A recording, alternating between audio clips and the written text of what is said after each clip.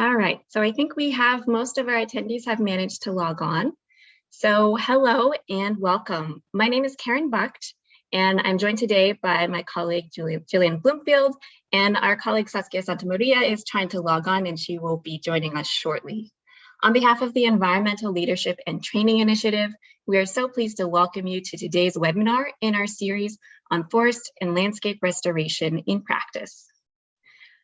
The Environmental Leadership and Training Initiative, or ELTI, is an initiative of Yale University School of the Environment, and they receive generous support from Arcadia, a charitable fund of the Lisbeth Rousing and Peter Baldwin. And we are a global team who works to train and support people from all sectors and backgrounds to restore and conserve tropical forest landscapes using strategies that support biodiversity and livelihoods. So thank you for joining us today for Sustainable Supply Chains and Business Development. This webinar is the second in our 8-part series on forest and landscape restoration in practice. Throughout the series, we are celebrating the experiences and perspectives of alumni from ELTI's 15 years of capacity development and training.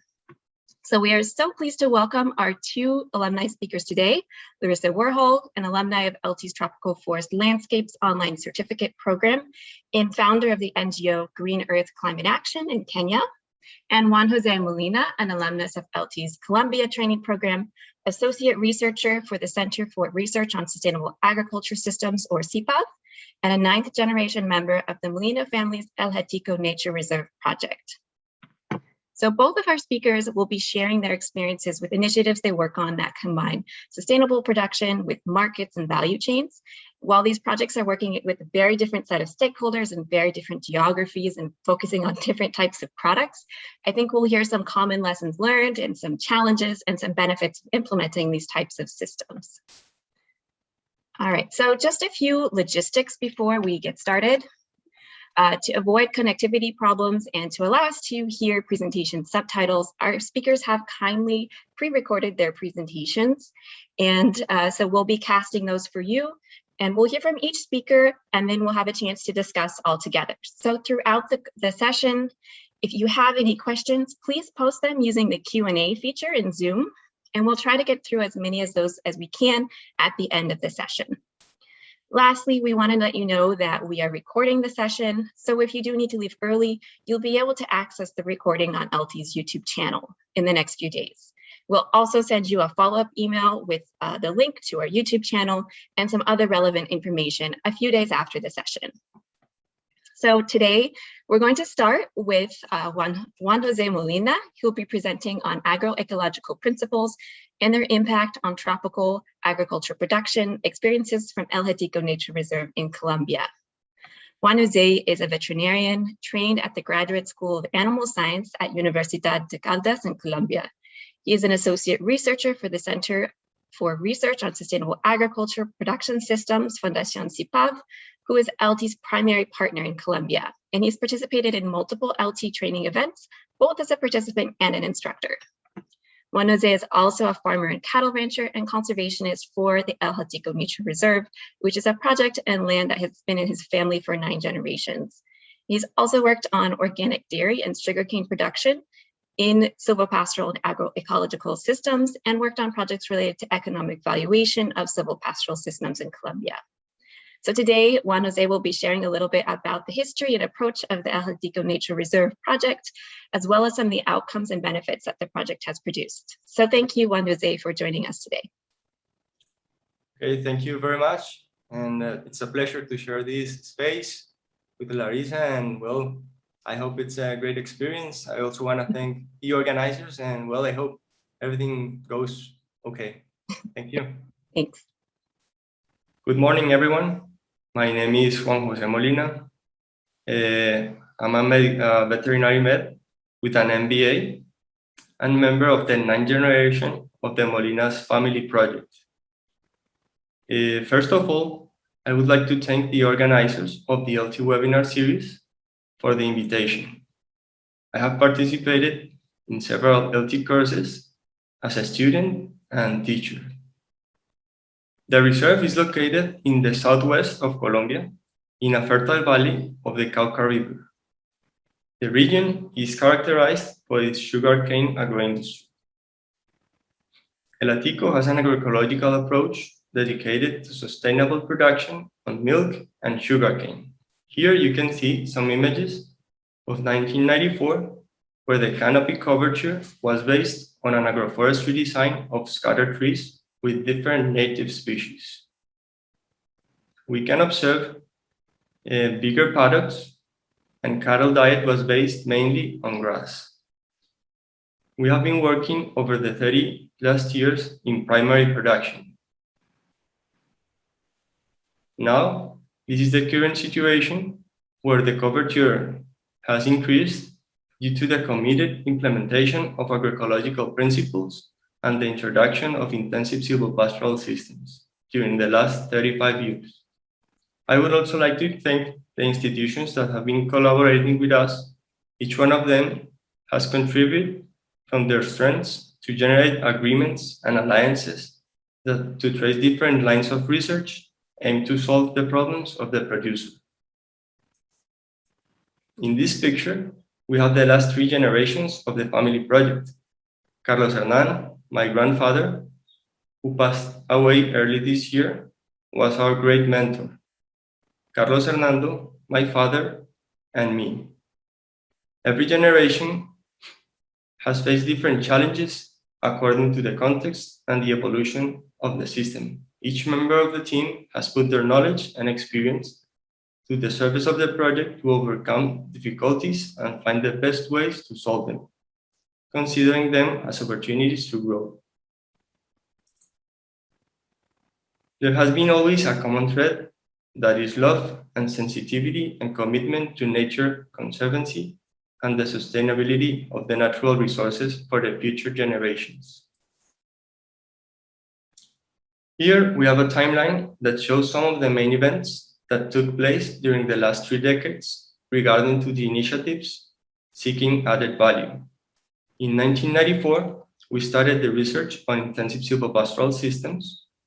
In 1996, we were certified as organic producers, Hacienda Lucerna and Hatico Nature Reserve, both farms that belong to the family. In the year 1996, the first organic production of brown sugar or panela in Hacienda Lucerna. In 1999, the first organic sugar production at Providencia sugar mill with cane that was produced at Lucerna and Hatico. In 2018, the first organic milk brand in Colombian market in partnership with Selema. Which significant changes have we observed during the last 3 decades? The first one, soil recovery as the best added value. Increased production without increasing costs, product differentiation, and permanent research and analysis of sustainable options for the producer. On practical terms, we can say that our management has been guided by 10 agroecological principles.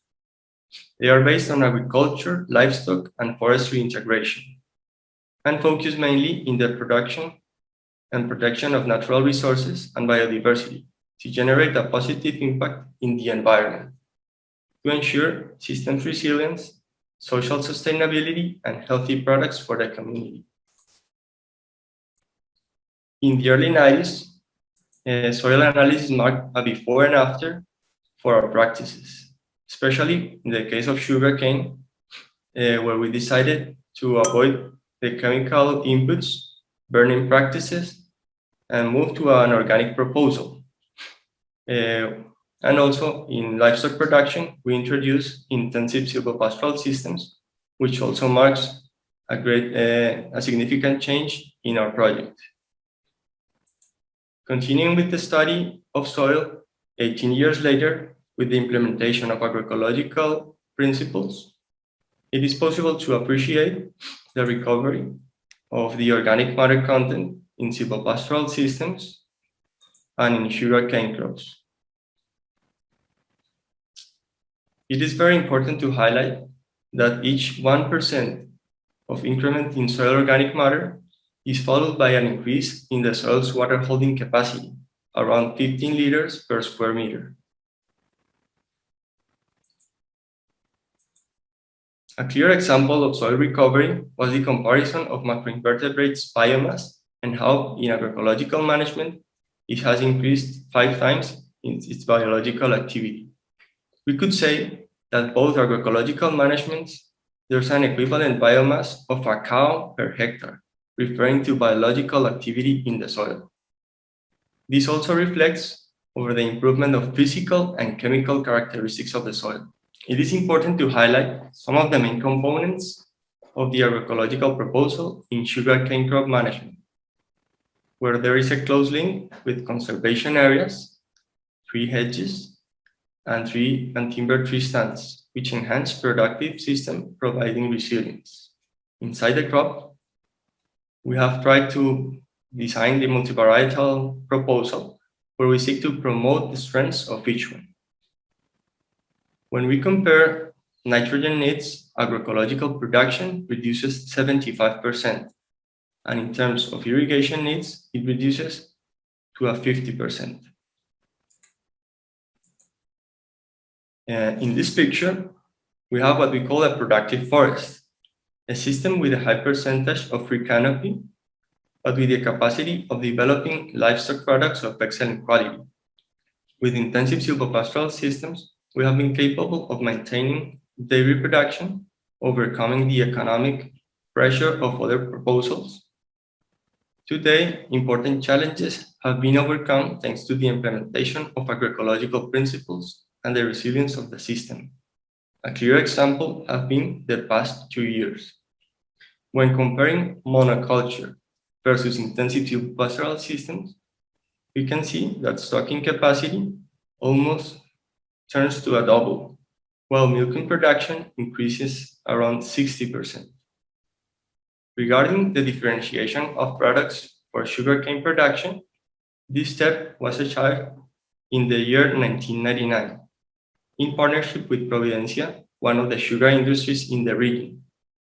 By that time, we were the only organic certified producers in the entire Cauca Valley. For the case of dairy production, this step took a little bit more of time, until 2018. Hatico and Lucerna signed an agreement with Celema, a medium dairy industry, to develop Colombia's first brand of organic dairy products. This allowed us to provide to our community a variety of products, which are a big step as a result of years of innovation. It is very important to highlight that organic products must not be seen as a goal, but as a consequence of the system. Regarding sugarcane economic performance, this graph shows profit for each of the cases, starting with conventional management compared with agroecological management, with an increase of 39% in the profits. And finally, the scenario with added value of organic sugar, where the profits increase around 220%.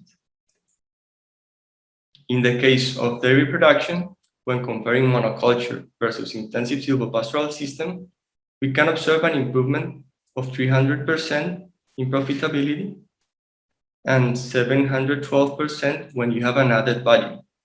As a result, the most interesting behavior takes place when you give an added value to the products and clearly improves the economic performance of the business. I would also like to share some lessons learned after 25 years of organic production. Organic production applies the agroecological principles, enhancing biological process that lead to soil recovery in terms of structure, fertility, and efficient management of water resources, increasing holding capacity and a better drainage, lower dependence on inputs for production, reducing the cost, promote the efficient use of natural capital, and avoid depending on financial capital, and recognize the importance of trees dynamizing livestock production. I want to thank ELTI, as I mentioned before, because they have played an important role promoting permanent training to different courses, improving networking and visualization of the project, also by knowledge exchange with leaders that have done great contributions, supporting infrastructure, improving our facilities for our visitors, And finally, I would like to share a short video that shows how biodiversity expresses through macaws in our productive system.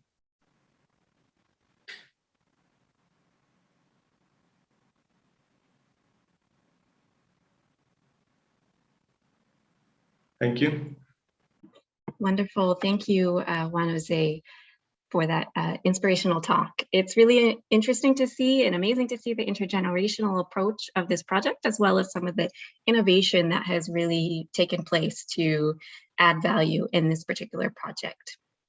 So now we're going to go ahead and move on to our second speaker, Larissa Warhol, who will present on ecosystem services for sustainable supply chains. Larissa is the founder of Green Earth Climate Action, an environmental NGO providing ecosystem services to smallholder farmers in East Africa. She also has an agricultural business that processes non-timber forest products into organic farming inputs. She has lived and worked in Kenya since 2015 and is a graduate of ELTI's 2019-2020 Tropical Forest Landscapes online certificate program. I also wanted to mention, because Larissa will reference her project a few times in the presentation, during ELTI's certificate program, participants explore different aspects of social, ecological, and funding considerations for sustainable land management. As Larissa will mention, throughout the program, participants work on an applied capstone project where they apply the lessons learned and different project tools to a real-life project. So today, Larissa will be sharing her organization's approach to working with smallholder farmers to produce ecosystem services while also obtaining economic benefits through climate-smart agroforestry products. So thank you so much, Larissa, for joining us today. Great. Thank you so much, Karin and Julian as well. And thanks to ELTI and for everyone joining to hear about my new project. It will be very different from Juan Jose's, and it was wonderful to see that project and just the longevity and just the multi-generational impact that that's had.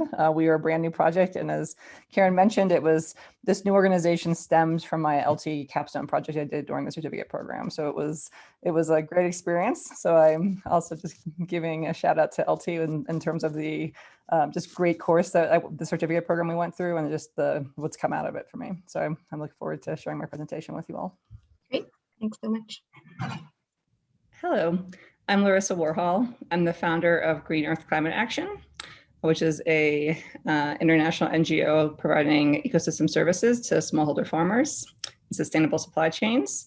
I've been living in Kenya since 2015, where I also have a local Kenyan agribusiness that processes a local non-timber forest product into biofuel and organic farm inputs.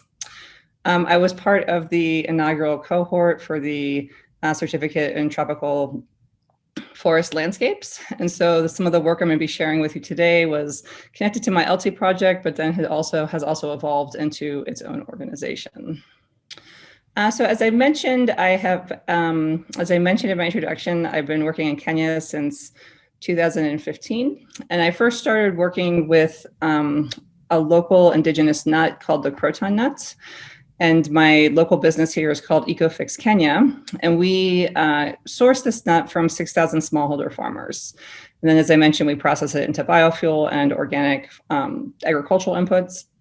As part of my work with the farmers, my team was responsible for doing trainings with them around sustainable sourcing of the nut. And then we also started various tree planting programs. And through my work with ELTI and some of the work we were doing on the ground, we realized that we could actually be expanding this work both within the croton supply chain, but also other sustainable supply chains to be providing other additional ecosystem services for smallholder farmers, specifically mainly in agricultural supply chains in Kenya and East Africa. So one of the things that we were really looking at, and this was part of conversations we were having around carbon market, the tree planting, was can we be actually accessing the carbon markets for the smallholder farmers? And a lot of the work they were doing, both with the tree planting, but both with using our organic agricultural inputs, we were realizing we're reducing CO2 emissions, and then they were also having a lot of improvements on their farms. And they could, in fact, be receiving then additional income if we were able to access the carbon markets. when we were looking at this specifically just for the croton farmers, we realized that we were pretty kind of a small project. I think over a 3-year period, we only planted about 150,000 trees, and a lot of them didn't have a great survival rate. We weren't necessarily checking and maintaining on the trees. So out of the ELTI project, and then from other people I was talking to, we created a new organization, and so it's a U.S. 501c3 in the United States called Green Earth Climate Action, and then we have a corresponding local organization called Arthina Agroforestry, and this is a registered CBO in Kenya. And so the organization itself was created where we could create a model where we were engaging farmers in climate-smart agroforestry practices that both improve their farms, but then also earn them additional income. And so we were initially, again, accessing the smaller farmers through the croton markets, but we have been working in other supply chains in Kenya with coffee farmers, with tea farmers. We haven't really started talking to the rice farmers yet, but we're looking at different commercial agricultural supply chains where we're helping the farmer, but then we're also looking at how you're then improving the whole ecosystem and creating more sustainable supply chains, even as some of these crops might be being exported internationally. And so again, the work from EFK expanded. And so we're not just doing tree planting, we're also doing trainings on organic farming, water management, pest regulation, how to use non-timber forest products beyond just croton, like what else is out there. And then one of the interesting things that we work with the farmers a lot about is talking to them about the importance of biodiversity and maintaining trees. A lot of the farmers themselves are engaged in commercial timber supply chains, and so they often want to plant non-Indigenous trees, but currently our model is promoting planting Indigenous trees, and we've done a lot of research looking at what Indigenous trees are good agroforestry trees, and that actually has been an interesting thing in and of itself because we work in some different climatic regions, and so some of these trees vary depending on where we're working. And so, our current activities to date, we were trying to get started in April of 2020, but that was right when COVID hit. We are planting with the rains. So in Kenya, there are 2 rainy seasons, one from about March to June, and then there's another one from about October to December.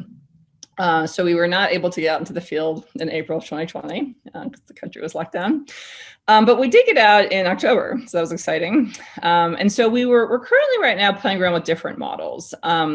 We're dealing with a group of farmers, who some of whom vary from primarily doing subsistence crops, where they might have a small percentage of their farm is dedicated to commercial crops, to other farmers who have their much larger farms with a lot of commercial crops. We're dealing with a lot of varying education levels. And so we're looking at, what kind of training models do we actually need? Or are we trying to do different things in different places? And what does that mean for us, just from a logistics perspective? And so right now we've gone through 2 planting seasons. And so we got out in October and November of 2020. We held a bunch of stakeholder meetings, and we ended up distributing 20,000 Indigenous seedlings with about 100 farmers. And at this point, these trees have been monitored at 6 months, and all the trees have been tagged. And then, starting this past February, we went out and we were holding stakeholder meetings. We had a series of extensive agroforestry trainings that took place over the course of 2 to 3 meetings. And we ended up planting about 50,000 seedlings with 500 farmers. And we're working in 5 different counties, 2 of which are semi-arid. So if you notice, the second time we went out, we planted more trees with more farmers, but the average number of trees per farm was a little bit lower than our first planting season. And again, this was partially due because we were expanding regionally, and we were working with farmers who had smaller farms, and those farmers too, we realized needed a different level of training. And so I've talked about a little bit about this, but some of the farmers do have low education levels, so we had to adapt what we were doing with the trainings. In terms of when we were doing on-farm visits, so we have So as I mentioned, the trees get monitored and tagged at 6 months, but after the trees are planted, we actually go out and visit the farms initially just to make sure the trees are planted correctly. And so they're planting the trees, but they're not necessarily embracing what we're calling our regenerative agricultural practices. And this would be, you know, a high level of intercropping, really thinking through embracing the full range of trainings that we're providing. So people are planting their trees, they're planting their trees well, but they're kind of defaulting to just sort of planting on the borders of their farms. And we're hoping to really, as we work with them in future seasons, to get them to really be planting the trees in their actual farms. We noticed that we had to really modify the trainings depending on the region and the supply chain. And for the most part, the farmers were planting the seedlings correctly, but every now and then we found some farmers where the seedlings come in little black polyurethane bags, and sometimes they were actually planting the bags with the seedlings. So that often required that they had to replant, and we really had to focus on that on training. And then in terms of tree monitoring, I mean, this is still an ongoing conversation we're having. Right now, we're physically tagging the trees, and then we've been using a couple different technology platforms to see if it makes more sense to be taking pictures of the trees. But currently, right now, the programs we're using, you have to take individual pictures of the trees, and at this point, we already have 70,000 trees, and if we're trying to plant, you know, close to 1 million, that just seems, we're trying to figure out just like the logistics of having 1 million pictures of seedlings that look fairly similar.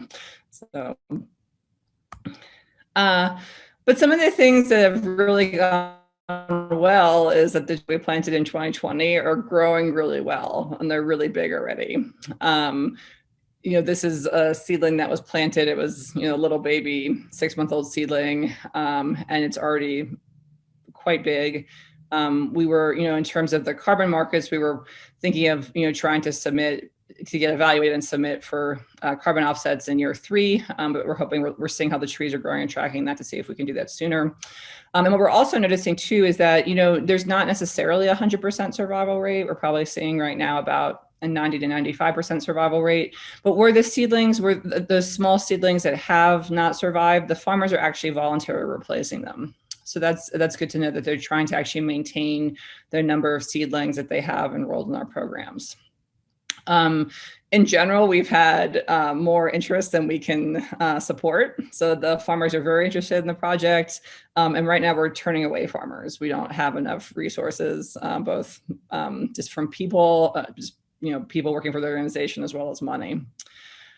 We have been able to create a network of local stakeholders, and that was very essential for accessing communities and sourcing seedlings. And so we're working with local nurseries, and so we're making sure that the seedlings that we're distributing are seedlings that are, you know, work well for the region, that are not being brought in from a different region. And so we know that they'll grow well on the farms that we're putting them on. And so we have, you know, we've developed networks with both local nurseries, as well as people working in, you know, some of the different local supply chains. And again, as I mentioned at the beginning of my presentation, we're accessing a lot of the farmers initially through EFK, but we've expanded outside the Croton network now and are working with, you know, coffee and tea farmers as well. So in general, I'd say right now, you know, it's still an ongoing process. We're still expanding. We're still learning a lot of things. But for us, I think at this point, you know, partnerships and local stakeholder buy-in were essential just to get where we've gotten. I don't know that I would necessarily recommend trying to launch a new organization in the middle of the pandemic, but we've managed to at least pull it off and hit the ground running and get a bunch of seedlings planted. As I mentioned, we've really developed strong partnerships with local nurseries. The other thing too that's been really helpful is some of the county governments are very interested in our work. And so we've been partnering with them as well, and they've provided resources and access also to nurseries. We've really needed to be flexible and maximize limited resources for a pretty small team. And then because we also work seasonally, you know, we bring on people seasonally, but they're not necessarily full-time full-time workers. And at this point now, as we've had low rain in Kenya for 2021. So we were planning on doing a planting season in October and November, but we're going to, kind of see how the rains are, and maybe we delay it until next year. But if that happens, then I think it gives us the opportunity to really take a look at our programs and our trainings and see how we can be modifying them. Right now, we are out doing a lot of farm visits, and so talking to the farmers to see what would be most beneficial for them, and really just making sure that the work we're doing, is really about helping the communities while also improving, local biodiversity and helping to create sustainable supply chains. So I look forward to hearing any questions you might have, and I've been very happy to share my work with you. Thank you. Thank you, Larissa. It's really exciting to see the growth of this initiative and to really hear how you've been able to drive it forward even amidst challenges such as the global pandemic. So we look forward to discussing both of these projects a bit more now, and we'll move on to the discussion part of our session today.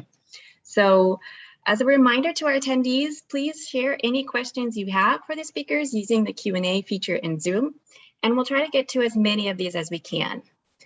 So to launch the discussion, I wanted to invite both of our speakers to share their experience with one of the kind of themes of today's session, which is the supply chains and markets. And I know it sounds like these projects are trying to tap into certain sustainable supply chains. And I'm curious, are these novel supply chains? Are these new products, or are they new to be sustainable? And any sort of challenges or recommendations that you would give to people that are thinking of similar projects that are trying to integrate production and supply chains into a restoration initiative?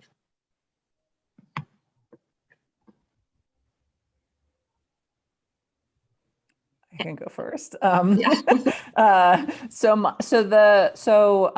My agricultural business here that deals with a croton nut, that is a sustainable supply chain, and that is a new supply chain. We are one of the first people that are commercially producing the nuts into biofuel and organic inputs.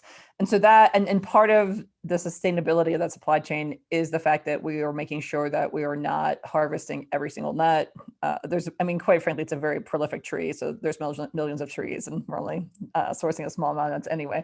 But part of it, though, is as a business, we've been very conscious about the fact that, how many nuts are we sourcing? Are we being sustainable about it? And again, as a business, we were committed to doing things like tree planting, working with the farmers on, sustainably sourcing the nuts, as well as thinking through how they might be sustainably sourcing other non-timber forest products. And then even within the products that we develop, we're able to repair degraded farms, encourage farmers to engage in organic farming, so that for the other supply chains they might have on their farms, that then also becomes more sustainable because you're creating a better ecological system. And with the new organization, I think for us, and I didn't go into so much detail with the models we're doing, but I think we are thinking through, what are the supply chains that are out there, and we're very much working at the smallholder farmer level. So I think that when you think through sustainable supply chains, there's definitely a lot of different levels there, and it can often either be that processor and user that can be driving some of the impetus around sustainability. But I think for us with the farmers now, we're trying to talk to them though about, again, how are you creating healthier farms that improve both your farms or farm yields, but also help improve the environment. Some of the farmers are very interested in planting woodlots, in which case, because we're emphasizing indigenous trees, we are then also trying to improve local biodiversity as well. So I think that some of these issues around sustainable supply chains are just part of conversations that you have with a lot of different stakeholders. And then for us, it's about getting people at both like the initial producer level, that smallholder farmer, to be engaging in these practices and have that then kind of flow upwards through the entire supply chain. Great, thanks. Now, Juan Jose, I know in your presentation you mentioned that your project was one of the first in the country to have organic certification of certain products. So I'd love to hear a bit of how that process was. Okay, well, it's been a really interesting process because, well, as producers, we always have a great challenge, that is going to the market and having this capacity of selling our products. So for us, having this agroecological proposal has been a key element because it allows us to differentiate the product, as I told you in the presentation. But the most important thing is that we are capable of having like a different proposal for the consumers, but also an environment-friendly proposal. So it is like a more holistic way of seeing these livestock and agriculture productions in tropical regions. And also it has been a key element to exchange the knowledge with other producers, because we have found out that it is very important when producers are capable of seeing the process at the local place.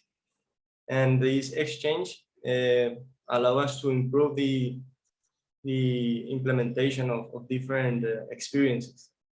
So I could say that it has been like a great effort of us as family and a family project to exchange this knowledge and also try to improve it with the pass of the years. Great, thank you. So we're gonna go through the questions that we have here. Thanks everyone for sharing their questions. Please keep sending them. This is also for both speakers. One participant asked, what are the main motivations for farmers to plant and protect trees in their properties? What have been your experiences? If you can both share a little bit of that with us.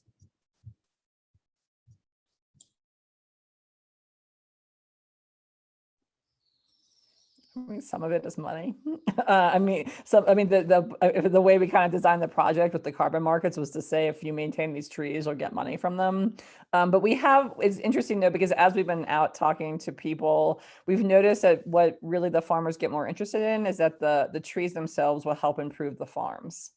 So you'll see, again, less soil degradation, better water management, better pest control, just from planting trees. And so you're actually removing a whole bunch of extra farm inputs they're currently buying if they start engaging in our models. And obviously this is not going to happen overnight or even in the first season, but as they continue, and this is again, from Juan José's presentation, when you see that longevity of the impact that can have, they become more excited about that. And so I think for us, it's just been about, how can these types of projects benefit them and benefit their farms? And then ultimately, especially with, the smaller farmers, it ends up helping protect their food security as well. So you're seeing a lot of different incentives and motivations for why people are engaging in the project. Saskia, sorry, I'm having a little bit of trouble with the sound. Could you repeat the question? Because it was not clear for me. Yes. So the question is, what are the main motivations for farmers to plant and protect trees in their properties? Okay. Well, the role of trees in our case has been really important because it has allowed us to, as I told you in the presentation, have a more resilient proposal. In the case of livestock production, our region is really dry. So this canopy allows us to regulate also the water requirements of the system and provides also animal welfare for the cows. So when producers are capable of knowing these advantages and seeing these things in the farm, it is really like a effective way of realizing of the importance. And also, well, in terms of economic behavior, we can also clearly see how the behavior has improved with the incoming of trees in the project.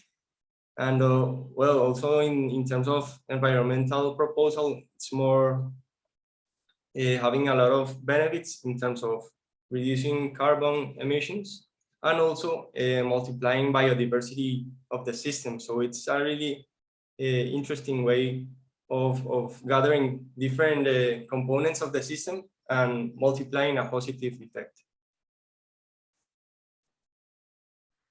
Juan José, kind of following up on that, we have a question that asks, what motivated Hatico and your family in the first place to make the shift from conventional management to agroecological management? Well, that's a really nice question because it goes back to, well, our origin as a family. We have been really like sensible of natural resources. So that has been like a positive thing I could highlight of the family, but also like associating this with the research we have done, as in 1994 when we did the organic soil analysis, organic content of the soil, and we saw, well, the levels were reducing. So this was like a red light that invite us to do some important changes in the way of managing our land. And I could say that the research has been a really important or key element to this change, because when you have the possibility of comparing data and seeing the behavior, it is really nice to do the changes and have the arguments to make these changes.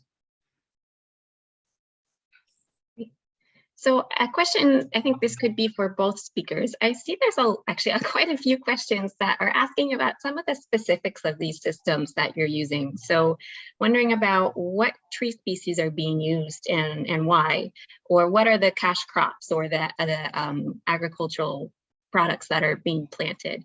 So I'd love to hear, I think we have a few questions pertaining to this. So if you want to talk a little bit more detail about kind of what goes into these systems very briefly, that would be great.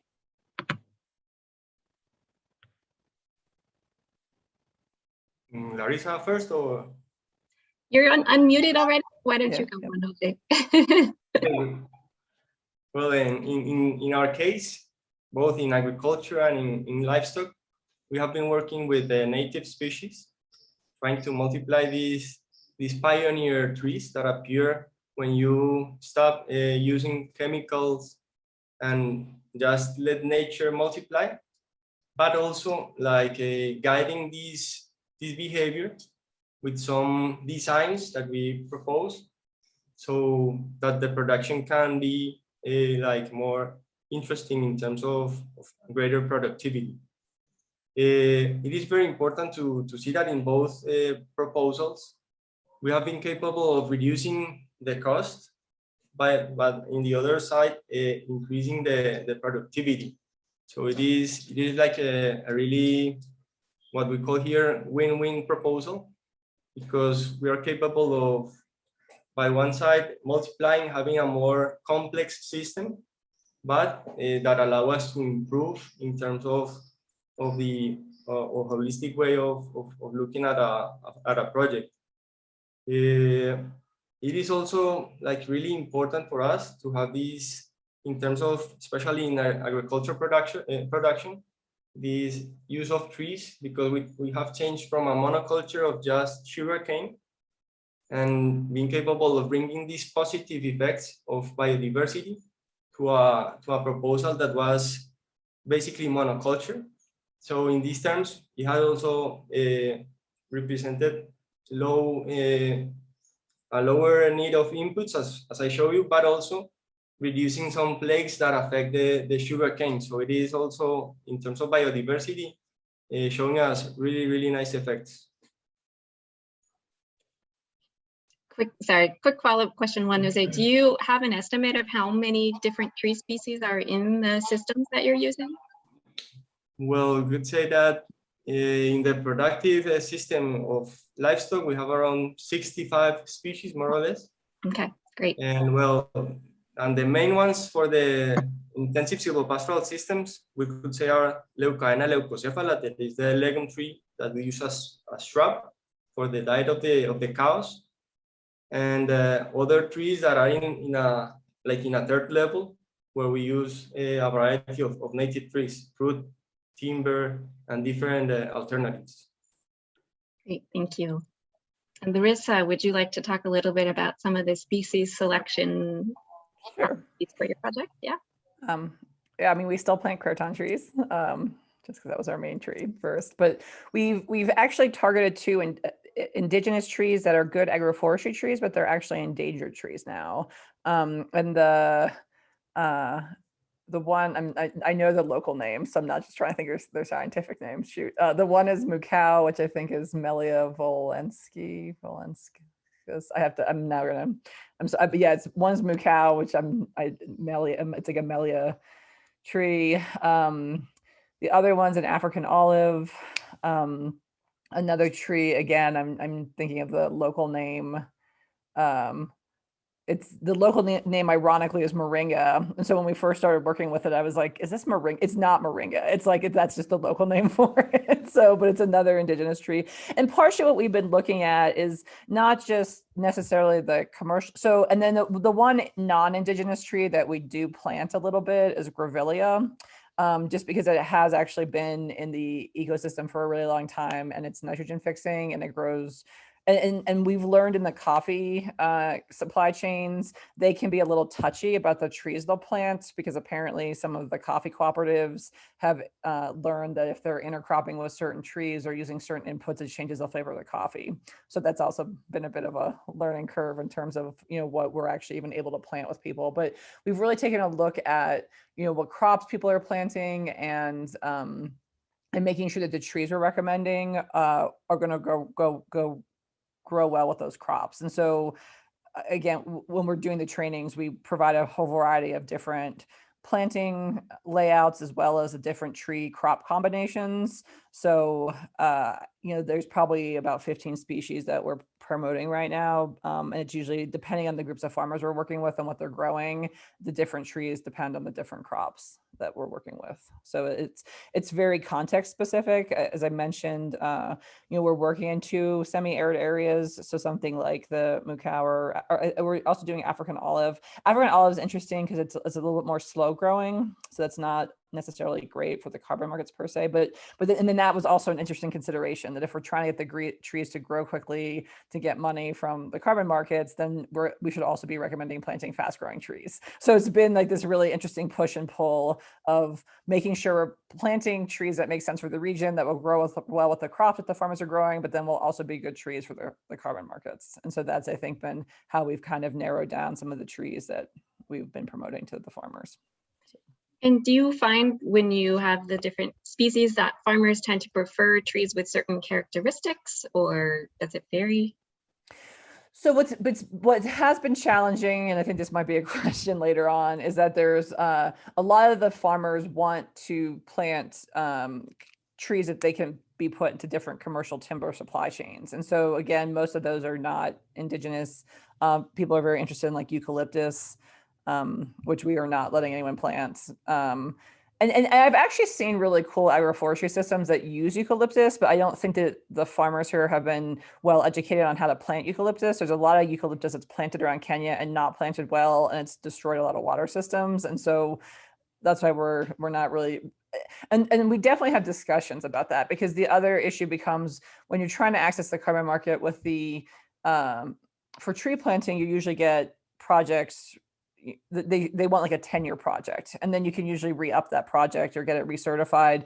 And the question for us becomes like, is it okay if the farmers actually want to plant a tree that they're going to cut down, or are we actually trying to encourage the farmers to keep the trees in the ground, for the length of the life of the tree? And so I think that that's still something that we're talking about in terms of what both makes sense, for the farmer, for the, for the system, for the communities. And again, that's part of our ongoing process of how we're actually thinking that through. But a lot of the farmers in general, when they first start talking to us, usually want to plant trees that they can cut down and sell. And then that's part of the trainings, is talking to them about, why it might be better to actually keep the tree a little bit longer than that. So. Interesting, thank you. Okay, we have a question for Juan Jose. One participant asks, what has been your approach trying to influencing other producers or landowners in the vicinity to, achieve any connectivity? So have you been able to enhance connectivity with properties around El Hatico? Well, really nice question also. It has, at the beginning, it was a really great challenge for us because we were like the only different proposal. But nowadays, more or less from 10 years to the day, well, we have seen that this change in practices, and with the new generation of producers, nice changes have started taking place. I think that the new generations are more sensible with this new way of producing, and this has allowed us to have great and nice changes in our surroundings. As a clear example, we can see that the organic certified land that, as I told you in the presentation, in 1996, we were the only ones certified. Nowadays, there are more or less 20,000 hectares certified with organic production. So that's a really nice indicator, and shows that the people are starting to value this proposal, and they are starting to feel the benefits of the entire proposal. So it is really interesting for us to see. In terms of livestock in our region, well, it's been more for agriculture, but in different regions of the country, more based on livestock production, they have implemented intensive silvopastoral systems, thanks to the experience that we have, and we have been capable of doing these exchanges with producers of different regions and from different countries also.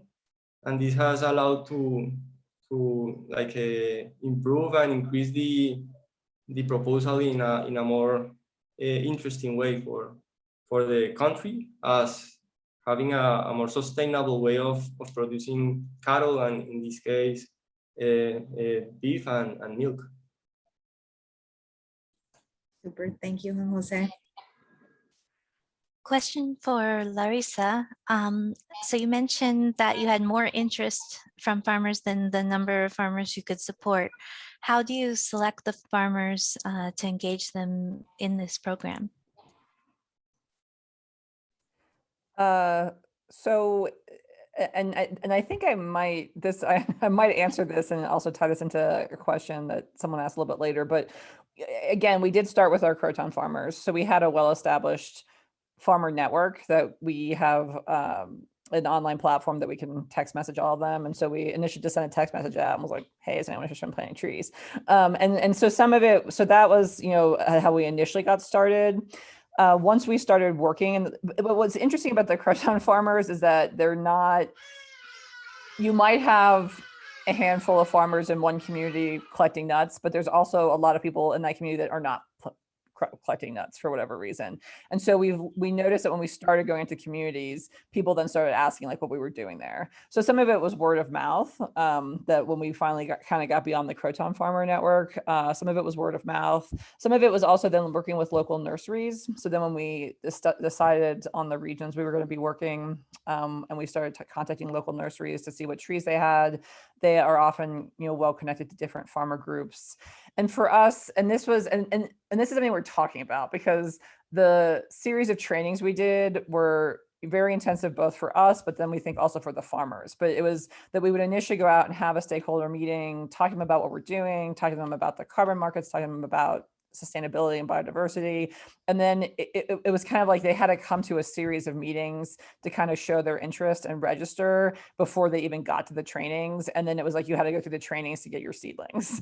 And so to a certain degree, we were trying to say to the farmers, like, if you're really interested, great, we'll give you these trainings for free, we'll give you the seedlings for free, but you kind of have to prove your commitment to us.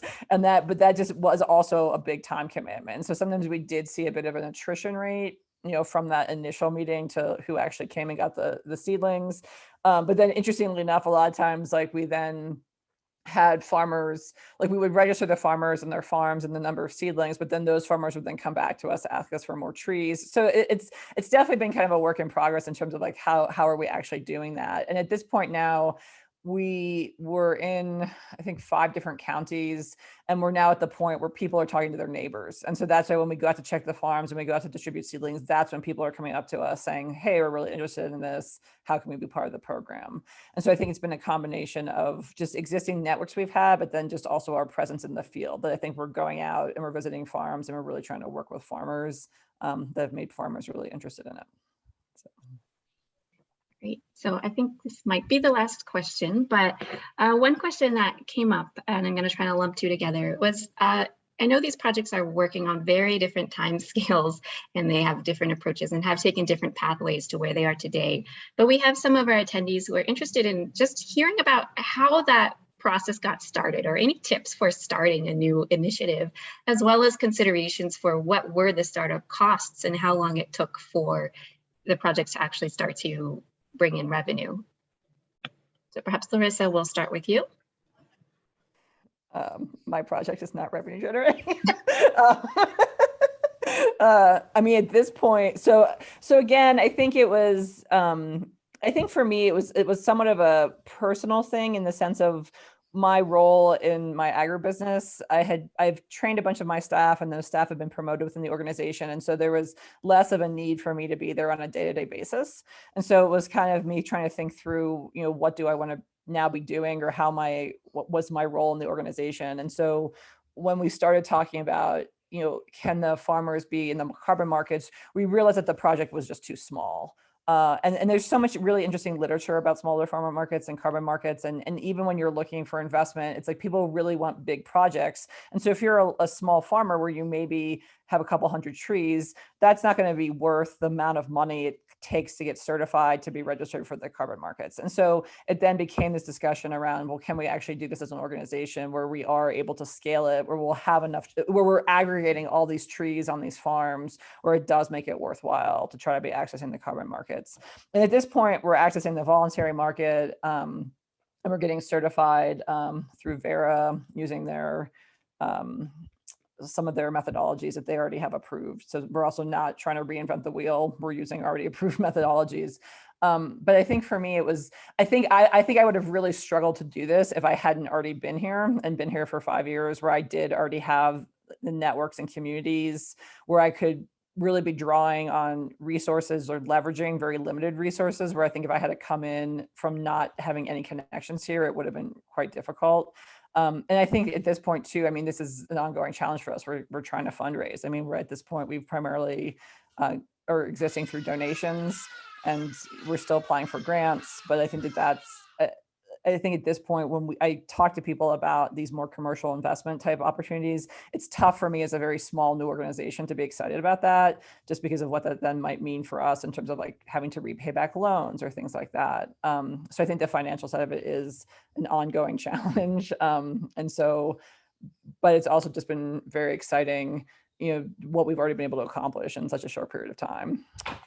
But for me, again, in terms of giving tips for people, again, I would say make sure you know your space. I would say I wouldn't have been able to get here if I didn't have a lot of help on the ground from a lot of different people, and then just be really excited about the work you're doing, because I think when you're going to run into challenges, and when you do, it's going to be how do you push through those and keep moving on. So, thank you. Juan Jose, I know your project has been operating on quite a different time scale, but I wanted to see if you had any reflections on this question as well. Okay, well, the first thing is when you decide to have a sustainable production, you have to take into account, well, the environmental friendly proposal, the economic viable proposal, and also the social proposal, no? So to take into account these three ways, you have to always think in an holistic view.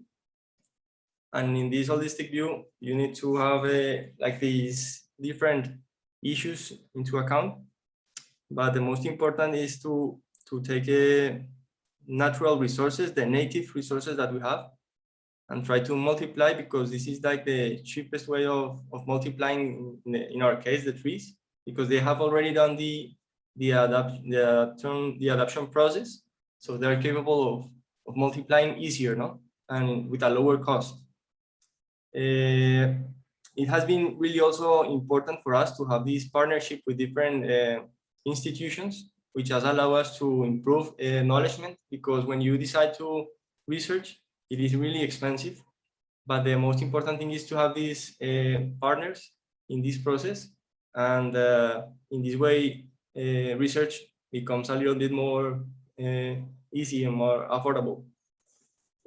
Also, as we were like the pioneers in some lines of knowledge, well, it has been expensive for us, but I think it's been cost effective, because, well, it has allowed us to improve our indicators, and we have been capable now of influencing some public policies so that the new producers that want to change this way of producing, nowadays they have an opportunity of having support from the government. So it is a nice option for the new producers that want to do this change. And finally, I would like to highlight that working hand in hand with the nature, it's the most important thing, because when you have a nature by your hand, as I told you, well, it brings a lot of positive effects at the end line of the business, and it reflects over the three main branches: the economic, environmental, and social. So it is having this idea on mind. Thank you. Great, thank you. So unfortunately, we've actually gone over our time. So thank you so much to our speakers, Larissa and Juan José, for the wonderful presentations and all of this great discussion. Thank you as well to all of our attendees for staying with us today for the hour and for the wonderful ideas and thoughts and reflections you've been sharing. So as we wrap up, I just want to share some other opportunities that are available with ELTI that might be of interest to you. We will be sharing a handout link in the chat where you can access all of these. And we'll also be sending that handout to you by email after the session. So to start off with, we just want to point you to ELTI's website, elti.yale.edu. This is a great place to learn more about who ELTI is and what we do. So that feel free to check us out. In addition, we wanted to highlight some other upcoming opportunities, which include webinars, courses, and other opportunities. And again, we have a handout for you where you can get the links that I'll run through, so you don't have to copy all of these as I go. So we have some upcoming webinars. In a couple of weeks, we'll have a parallel version of today's session on sustainable supply chains in Spanish. So if you have any colleagues that are Spanish speaking that might be interested, definitely feel free to direct them to this session. The next session in our series in English will be in September on agroecological production. These are both year-long series. So again, you can access the full details about the lineup, the dates, etc. on our website using these links. We also have some upcoming courses that we wanted to highlight. We have a course on restoration and productive landscapes in Spanish that will be coming up in September, and the registration deadline is coming up soon. So we wanted to highlight this. If you're interested, please be sure to apply by August 20th. We'll also be having a course in English coming up in October, and the registration deadline is October 1st. This course is on tropical forest restoration and agroforestry. Last of all, we wanted to flag some additional opportunities that might be of interest to you. So as Larissa mentioned, she was a great alumna of our Tropical Forest Landscapes online certificate program. If you're interested in this program, applications for the next offering will open in January of next year. But in the meantime, we definitely encourage that you visit the program's website, tropicalrestorationcertificate.yale.edu, to learn more about what the program is. If you have questions, you can also contact us by email. We also really wanted to point you to the ELTI events page. So this is a great place to see other upcoming events and updates as they happen. And you can subscribe to ELTI's mailing list to get more news and updates from us. So at the bottom of our webpage, there's the subscribe button. So if you're not already on this list, definitely feel free to sign up. And this is where you'll see the events page from our homepage. Last of all, we just wanted to point you to ELTI's YouTube channel. This is where you will be able to find the recording of today's session, as well as all of our past webinars. So this is a great place to check out and see some of our videos. With that, I would like to thank you again for joining us today, and we hope to see you at our next session. Take care.